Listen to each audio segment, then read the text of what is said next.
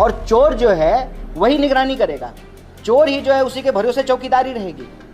BJP की सरकार है यूपी में, यूपी सरकार ने एसआईटी बनाई है और उस एसआईटी के पदाधिकारी के ऊपर फौर्जरी का मामला चल रहा है, तब आप कह रहे हैं कि हम एसआईटी पे भरोसा दिखाएं। जिन धर्माचार्यों ने आरएसएस और विश्व हिंदू परिषद के दखल का विरोध किया, उनको एक एक करके इस प्रोसेस से बाहर कर दिया गया। 1 मिनट हमारे हाथ में शासन प्रशासन दे दीजिए, दूध का दूध पानी का पानी करेंगे, चोरों को पकड़ करके, छोटा चोर हो या बड़ा चोर हो, सारे डकैतों को पकड़ करके जेल में डालेंगे। एकनाथ शिंदे का क्या है? अमित शाह अभी फ़ोन करेगा, कहेगा एक टांग पे खड़ा हो जाओ, एक टांग पे खड़ा हो जाएंगे, फिर कहेगा कि सर के बल खड़ा हो जाए तो सर के बल खड़े हो जाएंगे।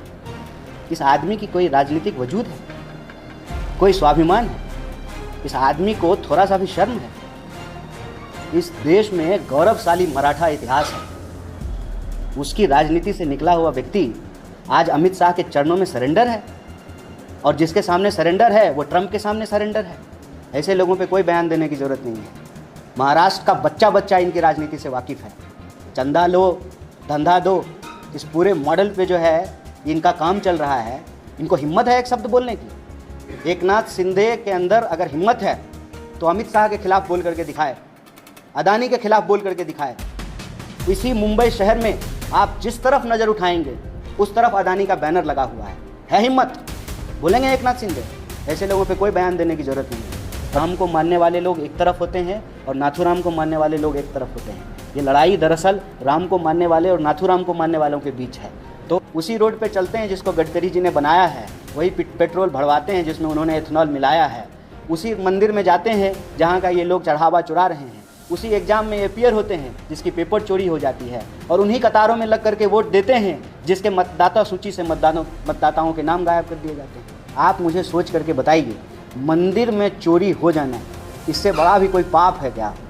और ये पाप जब हुआ है तो पापियों को पकड़ा जाना चाहिए ना। आज तो यही विषय है और हम आपके माध्यम से देश की जनता से यही अपील करते हैं कि राम के नाम पर चोरी करने वाले, आपके आस्था के साथ धोखाधड़ी करने वालों को पहचानने का वक्त है, और जो आपकी आस्था के साथ खेल रहे हैं उनको जवाब देने का वक्त है। धर्म के लिहाज से भी और कानून के लिहाज से भी भगवान प्रभु श्री राम के मंदिर में जो चढ़ावे की चोरी हुई है ये महापाप है और बहुत ही जघन्य अपराध है। और इसमें नेता प्रतिपक्ष ने साफ साफ कहा है कि हम धर्म पर कोई राजनीति नहीं करेंगे। हम प्रभु श्री राम आस्था के विषय हैं, लोगों की भावना जुड़ी हुई है, इस पर कोई राजनीति नहीं करेंगे। लेकिन मामला करोड़ों लोगों की आस्था की चोरी का है और करोड़ों लोगों के द्वारा दिए गए लाखों करोड़ों रुपए का है। और सबसे दुखद बात यह है कि इस पूरे मामले में जब आप आरएसएस और बीजेपी के समर्थकों के, उनके नेताओं के बयान सुनेंगे, ऐसा लगता है कि उसको सुन करके शर्म भी सरयू में डूब मरे। उनके जो बयान हैं उसके निष्कर्ष बहुत ही शर्मनाक और चिंताजनक है। वो कह रहे हैं कि राम को लाए हैं इसलिए वही चढ़ावा चढ़ाएंगे। कह रहे हैं दान दे करके लोगों को भूल जाना चाहिए, चाहे दान की चोरी ही क्यों ना हो रही। वो कह रहे हैं कि इस पर और किसी को भी बोलने का कोई अधिकार नहीं है, विपक्ष को इस पर कोई सवाल नहीं खड़ा करना चाहिए। विपक्ष सिर्फ और सिर्फ इस देश के लाखों करोड़ों राम जी को जो मानने वाले लोग हैं उनके मन में जो चिंता है उस चिंता को हम लोग जाहिर कर रहे हैं। और ये कौन सा तर्क होता है? राम को लाए हैं, राम तो त्रेता युग में आ गए थे। ये झूठे नेता के युग में जो धर्म की राजनीति करते हैं उनसे साफ साफ कुछ प्रश्न पूछा जाना चाहिए। और ये पहली बार नहीं हुआ है। गांधी जी की हत्या के बाद आरएसएस नाथूराम से पल्ला झाड़ लिया, और अभी जब प्रभु श्री राम के चढ़ावे की चोरी हुई है तो चंपत राय से पल्ला झाड़ रहे हैं। इसीलिए प्रियंक खरगे जी ने कहा था कि आरएसएस का रजिस्ट्रेशन होना ज़रूरी है, इसके मेंबरशिप का हिसाब होना ज़रूरी है, ताकि कौन अपराधी है जो अपराध करे उसकी अकाउंटेबिलिटी हो। लेकिन अकाउंटेबिलिटी की हम जो ही बात करेंगे, हम एक अजीब दौर में जी रहे हैं। प्रधानमंत्री पब्लिसिटी 100% करते रहे और अकाउंटेबिलिटी 0 है। आप सब ने देखा होगा, आपके चैनल के कैमरे भी वहाँ लगे हुए थे। जब भूमि पूजन हो रहा था, उद्घाटन हो रहा था, पूरी दुनिया की मीडिया को ला करके प्रचार कर रहे थे। लेकिन आज जब चोरी हो गई है तो प्रधानमंत्री चुप्पी साध लिए हैं। गांधी कहते हैं कि शरीर की ताकत से किसी इंसान की ताकत नहीं होती, अदम्य इच्छा शक्ति से होता है। प्रधानमंत्री 56 इंच का अपना सीना बता रहे थे, लेकिन 2.5 इंच की जीभ जो है उनकी हिलती नहीं है। जब भी इस देश में कोई मामला हो, चाहे पेट्रोल में एथेनॉल मिलाने की बात हो या विद्यार्थियों की पेपर चोरी का मामला हो, कोई ऐसा राज्य नहीं है, महाराष्ट्र में भी पेपर लीक हुआ है, या मंदिर में चढ़ावे की चोरी हो, प्रधानमंत्री चुप्पी साध लेते हैं, एक शब्द नहीं बोलते हैं। सवाल ये है कि भगवान प्रभु श्री राम की मंदिर में चोरी हुई है, चढ़ावे की चोरी हुई है, और सरकार क्या कर रही है? सरकार लीपापोती कर रही है। और लीपापोती का उदाहरण देखिए, एक मीडिया रिपोर्ट के मुताबिक जो एसआईटी बनाई गई है, उसके जो ऑफिसर हैं उनके ऊपर ही 420 का मामला चल रहा है, उनके ऊपर फौर्जरी का केस है। ये लीपापोती, इसका मतलब सरकार किसी भी तरीके से लोगों को भरोसा और न्याय नहीं दिलाना चाहती है, चोरों को नहीं पकड़ना चाहती है। क्यों नहीं पकड़ना चाहती है? क्योंकि चौकीदार जब चोर से मिले हों तो चोरी पकड़ी नहीं जाती है, जब चोरी की बात सामने आए तो लिपापोती शुरू कर दी जाती है। आप बताइए, चोर के भरोसे कोतवाली होगा तो क्या बिल्ली के भरोसे दूध की रखवाली होगी? जिस एसआईटी को बना करके हेडलाइन मैनेजमेंट किया जा रहा है, इस्तीफा लेकर के चंपत राय का हेडलाइन मैनेजमेंट किया जा रहा है, एक सिंपल प्रश्न है कि जब चोरी का प्रकरण सामने आया, चढ़ावा चोरी का मामला सामने आया, तो इमीडिएटली ट्रस्ट को भंग क्यों नहीं किया गया? कोशिश यही की जा रही थी कि किसी तरह से मामले को रफा दफा कर दिया जाए। कांग्रेस पार्टी मांग करती है कि इमीडिएटली ट्रस्ट को भंग किया जाए, और राम मंदिर का निर्माण सुप्रीम कोर्ट के आदेश से हुआ है। खुद बीजेपी के लोग बार बार कहते हैं कि सुप्रीम कोर्ट के आदेश से राम मंदिर का निर्माण हुआ है, तो सुप्रीम कोर्ट की निगरानी में जांच क्यों नहीं हो सकती है? कांग्रेस पार्टी ये डिमांड करती है कि सुप्रीम कोर्ट की निगरानी में जांच हो और जो दोषी हैं सबको पकड़ा जाए। ऐसा नहीं हो कि छोटी मछलियों को पकड़ा जाए और मगरमच्छों को छोड़ दिया जाए। आखिर ये हजारों करोड़ का मामला है, और आप इसका अंदाज़ा लगा सकते हैं कि राम मंदिर की लोकप्रियता देश के सभी प्रमुख मंदिरों में से एक है। आप कोई भी दूसरे मंदिर का चढ़ावा का आंकड़ा उठा करके देख लीजिए, उन आंकड़ों के मुकाबले राम मंदिर के चढ़ावे कम कैसे आ रहे हैं। और जो ही मामला मीडिया में आया, इमीडिएटली रोज जो है करोड़ों रुपए चढ़ावे की उसकी रकम बढ़ गई। इसका मतलब करोड़ों रुपए रोज चोरी हो रहे थे। और जिम्मेवारी किसके ऊपर डाल रहे हैं? जिम्मेवारी नोट गिनने वाले लोगों के ऊपर डाल रहे हैं। सीधी सी बात है, राम को लाने के नाम पर जो वोट लिए हैं वही राम जी के चढ़ावे का नोट चुरा रहे हैं। ये सीधी सी बात है। और अगर जांच ठीक से हो, सुप्रीम कोर्ट की निगरानी में जांच हो, तो नीचे से लेकर के ऊपर तक चढ़ावे चोरी में जो शामिल लोग हैं सारे के सारे लोग पकड़े जाएंगे। और हम बार बार कहते हैं, आरएसएस बीजेपी का धर्म से कोई लेना देना नहीं है। ये धर्म का नाम, भगवान का नाम सिर्फ और सिर्फ अपनी कुर्सी पाने के लिए करते हैं। अगर हम कहें तो बीजेपी के, आरएसएस के एक ही राम हैं, नाथू राम। इनका प्रभु श्री राम से कोई लेना देना नहीं है। और आज देश के लाखों करोड़ों राम भक्त इस बात की चिंता में हैं कि जो उन्होंने दान दिया, जो चढ़ावा उन्होंने मंदिर को दिया, वो जन कल्याण पे खर्च होने की बजाय, मैं तो हतप्रभ हूँ तमाम कुतर्कों के बावजूद किसी भाजपा समर्थक के उस तर्क का इंतजार कर रहा हूँ कि कहा जाए कि राम मंदिर के चढ़ावे की चोरी हिंदू हित में किया गया ताकि दूसरे पार्टी के एमपी और एमएलए खरीदे जा सकें। अभी सिर्फ और सिर्फ वही तर्क आना बाकी है, बाकी सारे तर्क आ चुके हैं। भाजपा का कोई नेता आकर के कहता है दान दे करके भूल जाइए, कोई आकर के कहता है कि हम राम मंदिर बनाए इसलिए हम चढ़ावा चुरा सकते हैं, कोई आकर के कहता है कि ट्रस्ट को हम किसी भी हालत में सुप्रीम कोर्ट की निगरानी में नहीं जाने देंगे। ये क्या दिखाता है? ये दिखाता है कि दाल में कुछ काला नहीं है, पूरी की पूरी दाल काली है। और ये काली टोपी पहनने वाले लोग हिंदू धर्म के आस्था पर, हिंदू धर्म के मानने वाले लोगों पर और इस देश की जो धार्मिक संस्कृति है उस पर यह काला धब्बा है। इसीलिए कांग्रेस पार्टी की तरफ से आपके माध्यम से हम देश के सभी हिंदू धर्म में आस्था रखने वाले लोगों को आश्वस्त करना चाहते हैं कि बिना राजनीति करते हुए जिस तरीके से राम को मानने वाले लोगों के भावनाओं के साथ खिलवाड़ किया गया है, कांग्रेस पार्टी साफ और स्पष्ट शब्दों में 3 मांग करती है। तुरंत ट्रस्ट को भंग किया जाए, सुप्रीम कोर्ट की निगरानी में जांच हो और जो भी दोषी हैं, सिर्फ नोट गिनने वाले नहीं, नोट चुराने वाले, अयोध्या से लेकर के दिल्ली तक जो भी दोषी लोग हैं उनके ऊपर सख्त कार्रवाई की जाए, क्योंकि मंदिर के दान की चोरी सबसे बड़ा महापाप है और जिन लोगों ने ये महापाप किया है उनके ऊपर कार्रवाई जरूरी है। आपके जो भी प्रश्न होंगे इस विषय से जुड़े हुए यथासंभव हम उसका जवाब देने की कोशिश करेंगे। बहुत बहुत धन्यवाद, बहुत शुक्रिया। देखिए, हम लोग कोर्ट से गुहार लगा रहे हैं, कोर्ट भी इस पूरे मामले को देख रही है और सुप्रीम कोर्ट के आदेश से राम मंदिर का निर्माण हुआ है।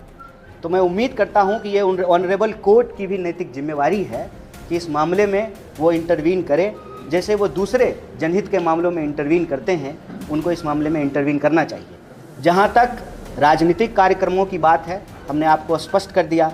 नेता प्रतिपक्ष राहुल गांधी का कहना है कि धर्म के नाम पर कोई राजनीति नहीं होनी चाहिए। इस देश में अगर राजनीति करनी है तो शिक्षा पर करें, सड़क के सवाल पे करें, सड़क पे हो रहे गड्ढों पर करें। जो इस देश की अर्थव्यवस्था जिस तरीके से आज बहुत ही गंभीर स्थिति से गुजर रही है, हम उन मुद्दों को उठाएं। जनहित के जो रोजी रोजगार, कपड़ा रोटी मकान, नौकरी, पेपर लीक के सवाल हैं, हम उस पर राजनीति करें। हम धर्म पर कोई राजनीति नहीं करेंगे। अब देखिए, भरोसा तो हाईवे पे भी नहीं है, तो क्या चलना छोड़ देंगे? जो हाईवे बन रहा है रोज़ टूट रहा है। अभी देखिए, ये पुणे मुंबई का हाईवे बना, टूट गया, मिसिंग लिंक मिस हो गया। और सी लिंक जो कांग्रेस पार्टी बनाई थी वो अभी तक खड़ी है। अंग्रेज के बनाए पुल चलते रहते हैं और ये आज के जो अंग्रेज हैं उनके बनाए रोड 3 महीने में बह जाते हैं। तो क्या करेंगे? भरोसे की कमी के बावजूद अपने सिस्टम पे भरोसा करना पड़ता है। हम वोट चोरी का सवाल उठाते हैं, हमको मालूम है कि ज्ञानेश गुप्ता किस तरीके से बाह्य तरीके से काम कर रहे हैं, फिर भी चुनाव लड़ते हैं। क्यों? क्योंकि हम इस देश की व्यवस्था में रहते हुए इस देश की व्यवस्था को परिवर्तित करना चाहते हैं। हमारी सोच ना निराशाजनक है, ना अलगाववादी है, ना अराजक है। तो भरोसा कम भी हो जाए फिर भी भरोसा रखना पड़ता है। उसी रोड पे चलते हैं जिसको गडकरी जी ने बनाया है, वही पेट्रोल भरवाते हैं जिसमें उन्होंने एथेनॉल मिलाया है। उसी मंदिर में जाते हैं जहाँ का ये लोग चढ़ावा चुरा रहे हैं। उसी एग्ज़ाम में अपियर होते हैं जिसकी पेपर चोरी हो जाती है और उन्हीं कतारों में लग करके वोट देते हैं जिसके मतदाता सूची से मतदाताओं के नाम गायब कर दिए जाते हैं। सिस्टम में रह करके सिस्टम को बदलने की मुहिम यही एकमात्र विकल्प है। पार्टी अपनी ताकत से लड़ रही है और मैं इस बात से सहमत हूँ कि इस लड़ाई को और तेज़ करने की ज़रूरत है। और जहाँ तक धर्म के विषय पे राजनीतिक गोलबंदी की बात है, तो हमने आपको कहा धार्मिक मुद्दों पर नहीं, जनता के बाकी मुद्दों पर गोलबंदी करेंगे। वोट चोरी पे जो है सड़कों पे उतरे थे, अभी पेपर चोरी पे सड़कों पे उतरे हैं, पेट्रोल चोरी पे भी सड़कों पर उतरेंगे। ये हमारी कोशिश है और हमारा ये मानना है कि कीचड़ से कीचड़ को नहीं साफ़ किया जा सकता है। रास्ते पे चलते हुए आपको कुत्ता काट ले तो आप पलट करके कुत्ता को नहीं काटने लगते हैं। बीजेपी आरएसएस ने धर्म का जिस तरीके से राजनीतिक इस्तेमाल किया है, उसके विरोध में हम उसी तरीके से धर्म का राजनीतिक इस्तेमाल नहीं करना चाहते। इसीलिए हमारी राय बिल्कुल स्पष्ट है। राम को मानने वाले लोग एक तरफ होते हैं और नाथूराम को मानने वाले लोग एक तरफ होते हैं। ये लड़ाई दरअसल राम को मानने वाले और नाथूराम को मानने वालों के बीच है।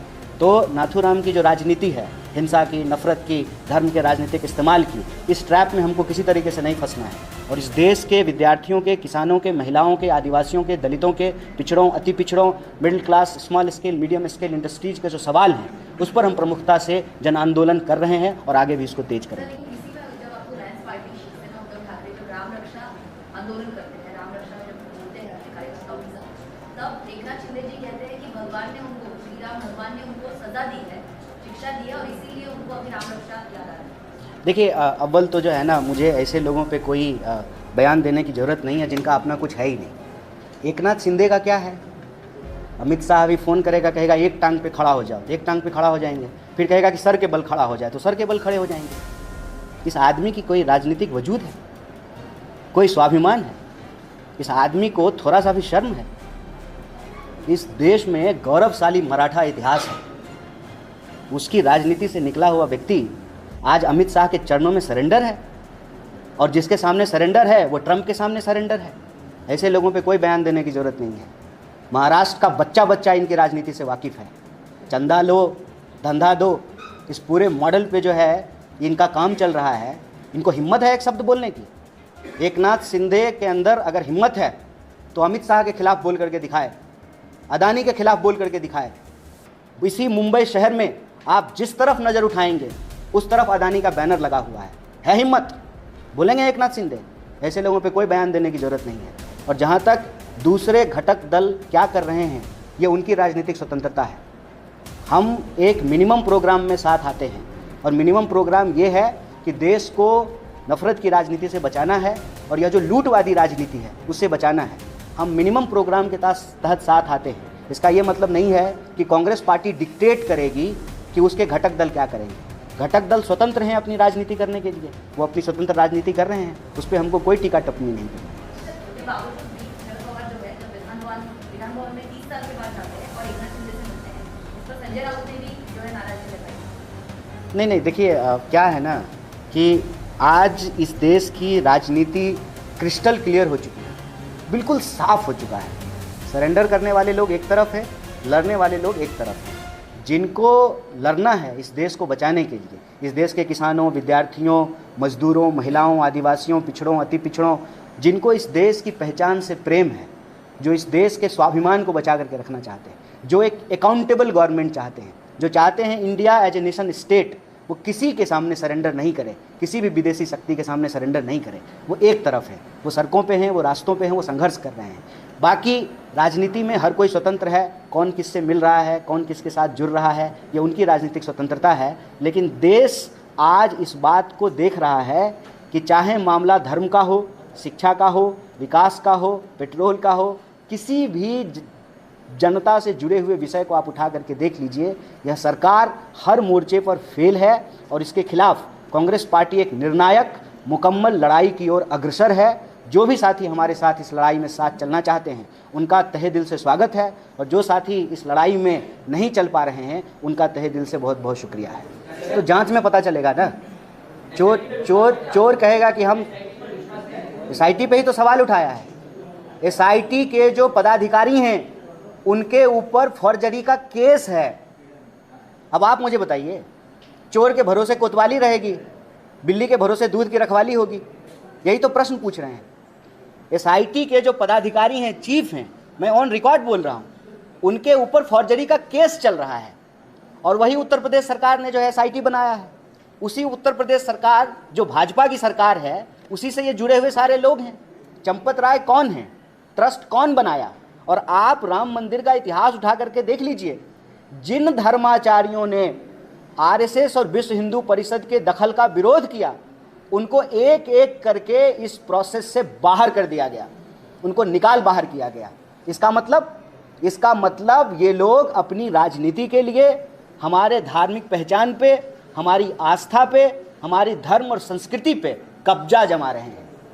और चोर जो है वही निगरानी करेगा, चोर ही जो है उसी के भरोसे चौकीदारी रहेगी। बीजेपी की सरकार है यूपी में, यूपी सरकार ने ही SIT बनाई है, और उस SIT के पदाधिकारी के ऊपर फॉर्जरी का मामला चल रहा है, तब आप कह रहे हैं कि हम SIT पे भरोसा दिखाएं। इसीलिए हम कहते हैं कि जिस सुप्रीम कोर्ट के आदेश से राम मंदिर का निर्माण हुआ है, उसी सुप्रीम कोर्ट की निगरानी में जांच होनी चाहिए। सीधी सी बात है। सर, लेकिन एक तबका जो है वो कह रहा है कि इसको धर्म से नहीं जोड़ना चाहिए, इंसान में खामी होती है, ना कि धर्म या मंदिर में। नहीं, बड़ी अच्छी बात है, सुनने में कितना अच्छा लगता है। लेकिन जो लोग ये सरकार के पक्ष में तर्क दे रहे हैं, हो सकता है उनको ED से डर लग रहा हो। अब आप देख लीजिए ना, जो थोड़ा सा सरकार के ऊपर व्यंग करते हैं उनके घर पे ED चली जाती है। तो जो ये अभी गोल गोल गाल बजा रहे हैं, हो सकता है कि उनको ED से डर लग रहा हो। सीधी सी बात है, चोरी हुई है मंदिर में, महापाप हुआ है, उस चोरी के जो दोषी हैं, जो चोर हैं, उनको पकड़ा जाना चाहिए। इसमें क्या लाग लपेट है, क्या इफ बट है इसमें? सीधी सी बात है। वो तो तय कर ही रहे हैं कि आपको क्या देखना चाहिए, आपको क्या पहनना चाहिए, आपको क्या खाना चाहिए, आपको कैसे पूजा करनी चाहिए, आपको कैसे भगवान को मानना चाहिए, सब कुछ वही तय कर रहे हैं।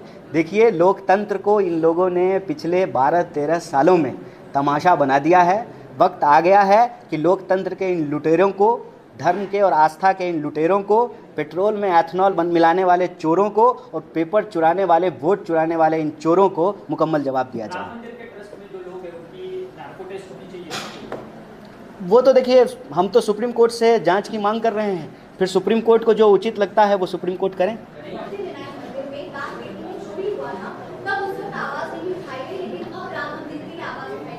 और वो तो गनीमत है कि राम मंदिर की चोरी के लिए नेहरू जी को जिम्मेवार नहीं ठहराया गया।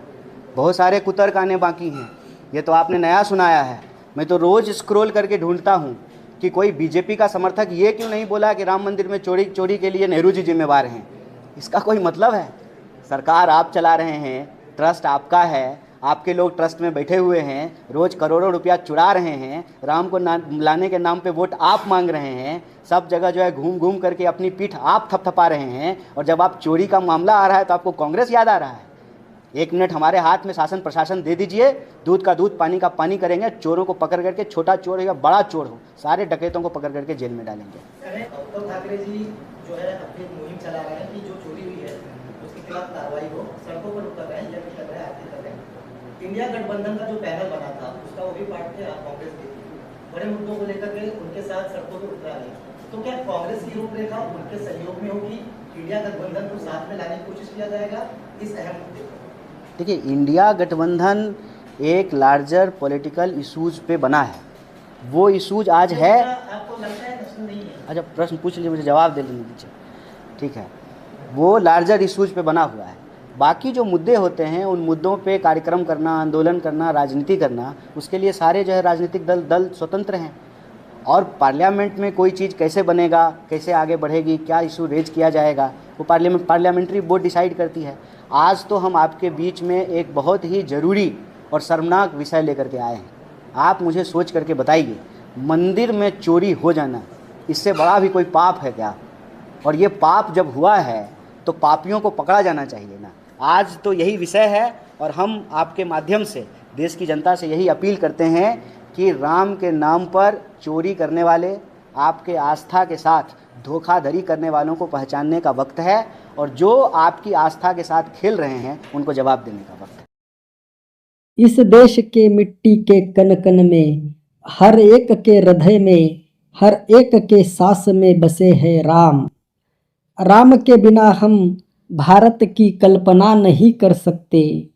राम ही भारत है और भारत ही राम है। राम किसी एक पार्टी के नहीं है।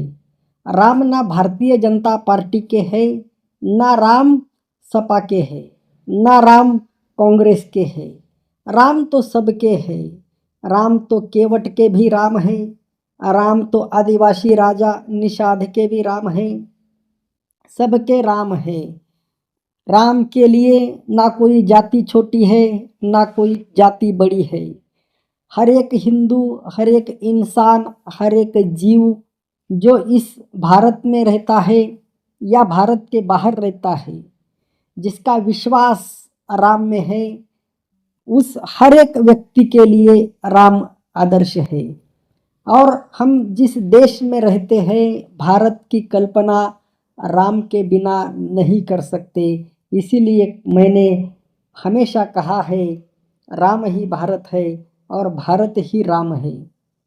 लेकिन क्या सिर्फ अयोध्या में राम आने से, राम मंदिर निर्माण होने से राम राज्य आएगा? तो ये सबसे बड़ी गलत फहमी है। हम लोग श्रद्धा में बहुत आगे हैं, हम लोग दिखावी भक्ति में बहुत आगे हैं, लेकिन असली श्रद्धा, असली भक्ति का मतलब हम नहीं समझते।